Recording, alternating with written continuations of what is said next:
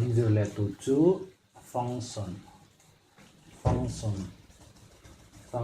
chu ka program block pakhat block dang siam na ani me a thil chi sang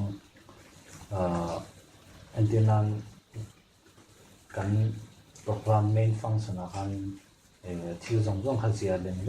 zia vek kha leng lo a chu bang chuan kan program a kan ti te duwa mun sang kan tender duwa chuan kan tender nan chuan function hi kan hmang thin ani chuan function chu chi sang om le a chung ti chu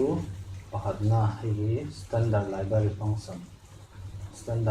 function le user defined function oma masajok hi chu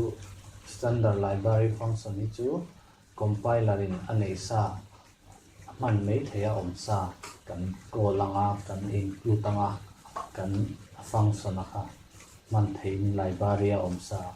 compiler library om sa kha kan function zia sa kha man mai theya oma tumi chu kan kolanga kan mang thei doni antinan hi printf te function ania hemi function hi call nan chuan in nge kan mo kan ti chuan hemi library kan call kan include anga kan include kan ti chuan kan dalu tanga kan program han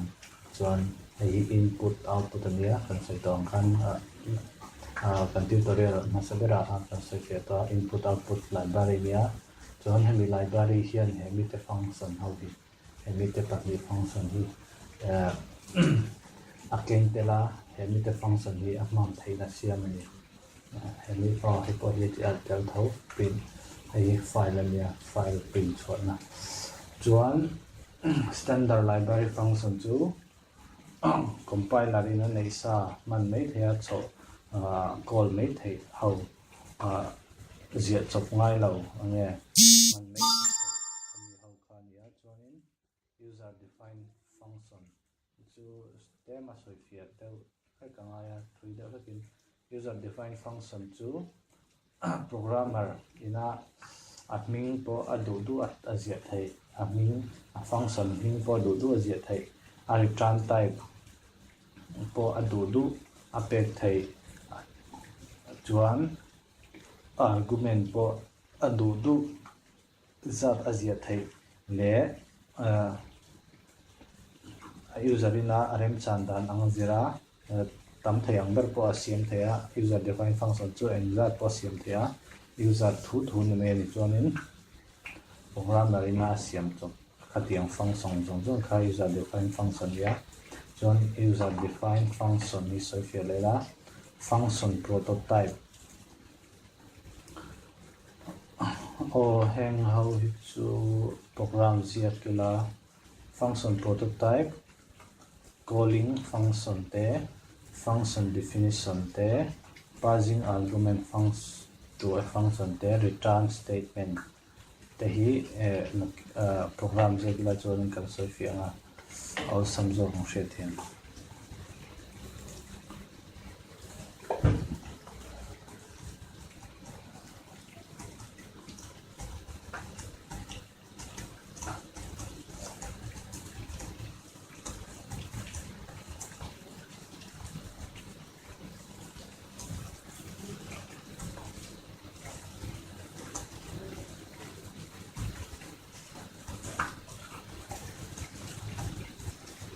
function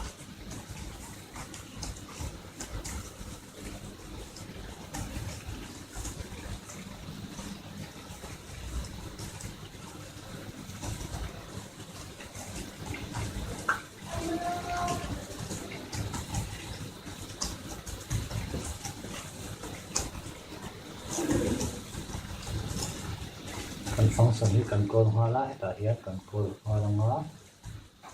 ka function container chuan heta hin function hi kan zir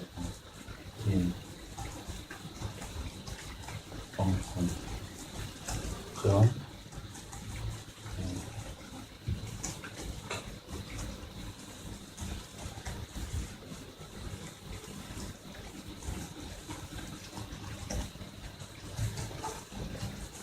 function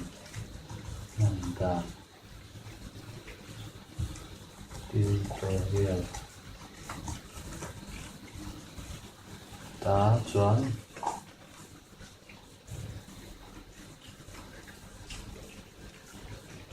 function mandan tutorial soifia antumina tihian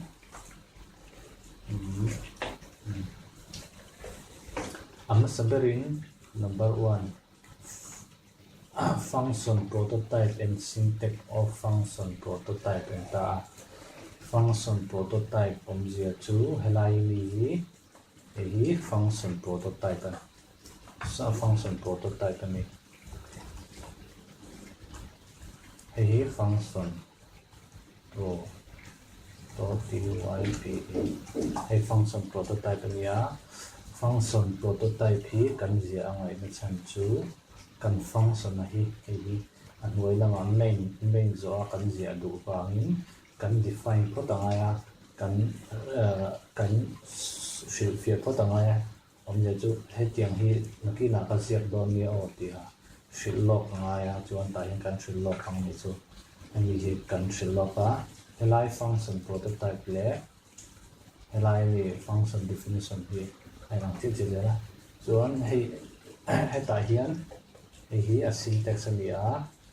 hi return type chu kan int hi ni a int te float te void te khateng kha hang cha chuan function name ni chu du achan chu user defined function ani wangin hi kaini pon ka function tin kan dia ka kan du kan be thei an ning ka chu en pon lo se poila chuan hi a chunga hian argument oma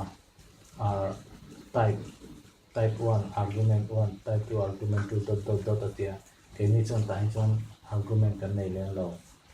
tu na re chuan entianan argument lo jel tu ta ona kina argument omin kan sian don kan argument kina on so fianga chuan adota chuan calling function call ngalang o katia om je chu hemi function hi kan je ka helai ni ang che hian helaya return type tel lo hian kan je ka me na hian chuan kan je che khani function hi ai kola helai line hi a mu vele he ta hin kal hala chuan helaya function chunga mi jong jeng hi compiler hanin line te khana compile ta ne chu hi function call dan chu lia a function hin de helai ni chunga mi argument kan nei chon argument chunga mi khan je khanga a share chu ta po chuan a return type kha je ngai lawa a variable a che kha je ngai chuan function definition syntax of function definition kan function definition chu hi return type so tong khan function definition le helai hi function definition chu ne helai line te hi helai line phai te function definition chu ni a helai line hi ang che nga function prototype le function definition hi ai ang che tu ni chuanin o helai line chu hi ni lo ka section heng zong hi helai line hi ang che nga a chunga block ko ma block kan tiam je chu kan thil ti tir du kha function ina ha tho tu kha kan chunga kan je khanga ta hin chuan kan ma tho te chu function man dan tutorial ti kan print ta ni chu kan print tir du on ta he function ina kan print tir du chuan ai function body chu mo function definition a chuan helai ni ang hi kan je ka function prototype ang che kan je nga chuan a chunga function chunga khan an body a khan kan na tho tir du ene kan ti tir du kha function chunga kan khung du tel du kha kan je thea chuan tuna argument hi lo an fian le ta argument omin sian la argument kan da lu chuan kan tinan in telo na se kan ni tran tai ta tan in e telo tai la chuan ta hian e kan da le na e chau in hi da thang ngai lo chuan he e hi kan declare ngai in e kan pe nga chuan e hian in panga lo paruk lo te pe dai la chuan function kan call khan he e hian paruk patuka chuan ta hin a loop tela chuan ta hin a loop tel boka chuan he ta hin a kal lenga in e chuan ta hian pina a is equal to percentage d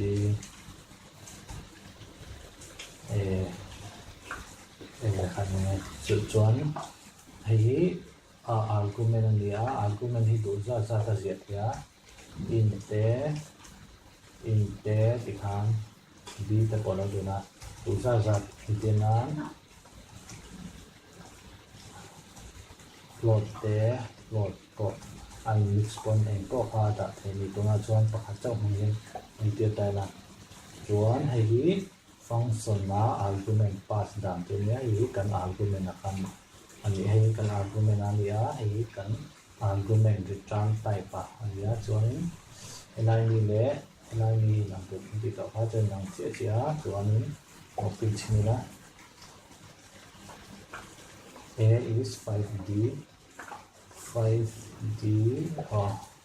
percentage d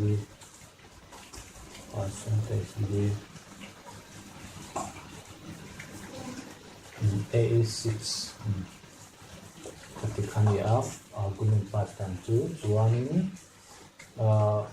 return statement aum zia chu he function kan call hianin enge mori aron return thei inani antinan ta hian aron till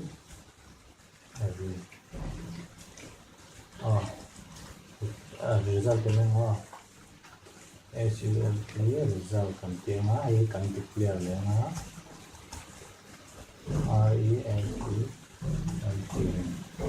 kan result kan tile a chuan kan pin china result ni kan pin na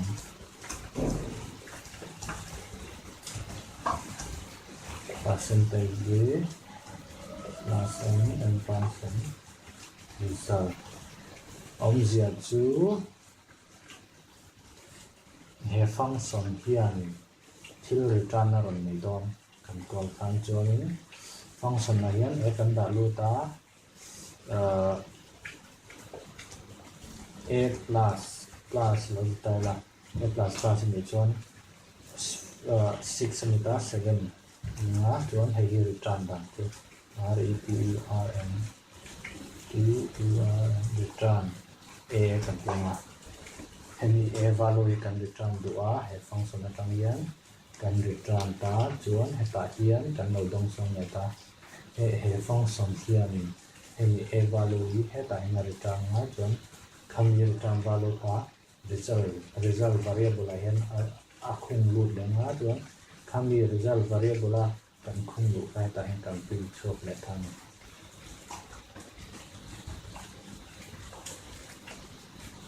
7 a plus plus kan ti no ha a plus plus lo ti le tai la ni chuan 8 ông giờ sẽ đi lên function return thì là return dan chú heta hian ama saberin kan return du kha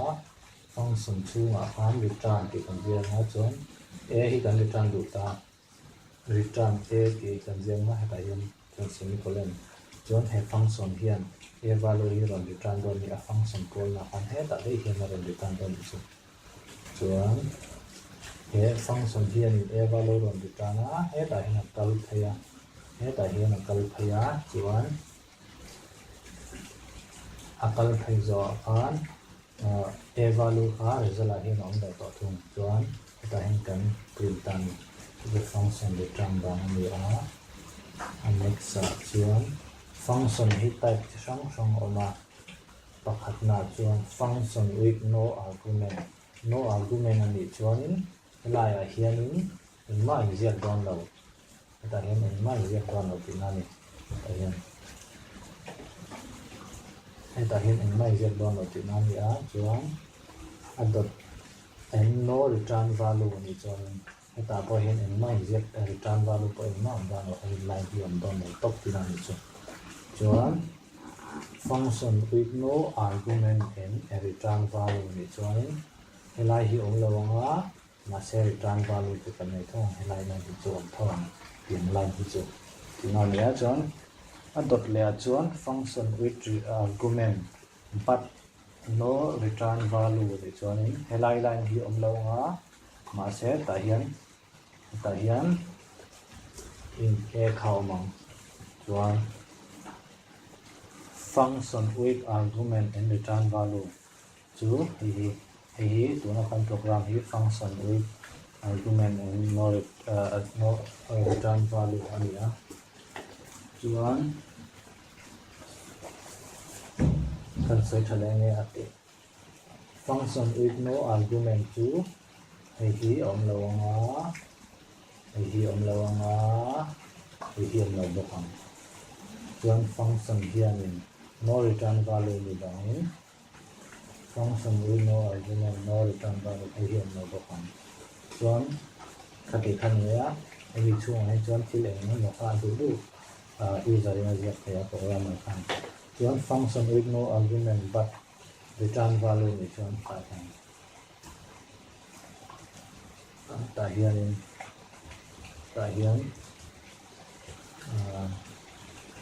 return a dengan jangan tingkah nilainya chuan function with argument no return value ni chuan ta hian amma an siap lawanga ta hian in a jian na ta hian a kan jian na ta hian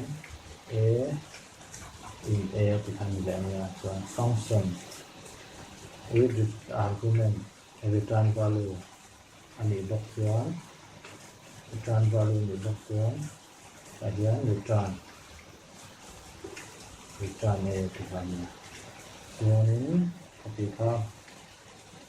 function handan lang tu ni a lai hen dai kan on ka ni don ni function thodan ai simple function ya ai have function hi return value ni lo argument nei bok lo nia hemi function a hi chuanin prototype om lawa prototype man ngai lo na chan chu hemi function definition hi in main function ma ta hian kan zia ve ka wangin prototype kha zia khel ngai lo ni check tu chu prototype kan man na chan chu main zo a function definition kha kan zia do wangin prototype kha zia thoda define thoda ngai chuan hemi kaldan hi soila compiler khanin compiler chuanin line by line in tang ai hi tian ma se mi hi a end ro tanga line ala execute lo chuan a dot a tian kal zela function call hi am ve le he ta hen function hi hemi function call hi hemi ming am hi zong he ra chong a chuan a dot a tian line by line kal lenga execute don chuan he den kal thaleng he line zo na he ta a next line function call next line a kal le chang tiang chu kal dan ya chuan hi argument and pass on dan hi input stdio chuan ta hen hi prototype function prototype an tia chuan in chuan kan call a chuan hemi hi argument khan ya argument pani ta hen ya chuan argument kha function a han kan pass lo ta chuan function khan a ti turang kha ta chuan he function hen return value nei bo ka chu sama an value ta chuan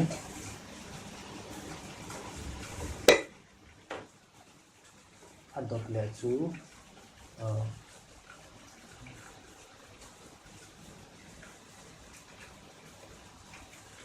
adot le chuan return statement omani a hi result hemi result hi eta hinai pass chho le a eta sama hin om le chuna mun sai fen ko kan ka kha function man da ni a function hi tangkaya ma se program thui sei pui zia aya endinan in main function chunga tam deuh zia aya kan program kha mun sang sanga kan chendara chuanin osam te na shiat fia osam ba a chuan tima nakin le zela en fia le donin shiat thiam osam pa a chuan na tho osam pa